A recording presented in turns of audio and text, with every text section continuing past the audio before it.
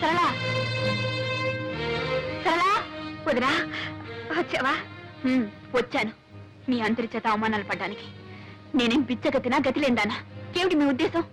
రైలు ఛార్జీలకి ఖర్చులకి 50 రూపాయలు పంపించమని మీ అన్నయ్యకి ఏదో పెద్ద సలహా ఇచ్చావట. వదినా నువ్వు అన్నయ్యని చూసే వస్తున్నావా? అన్నయ్యని చూసే వస్తున్నాను. ఈ మధ్య అన్నయ్యకి ఎంత జబ్బు చేసిందో తెలుసా? జబ్బా? 1 మినిట్.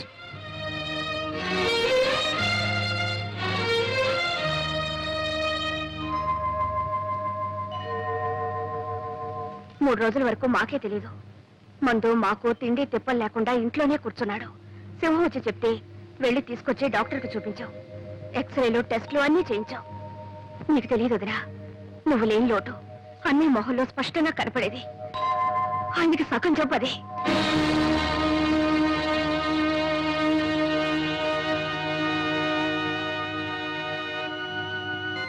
నేనెవరినమ్మా ఆయనకి?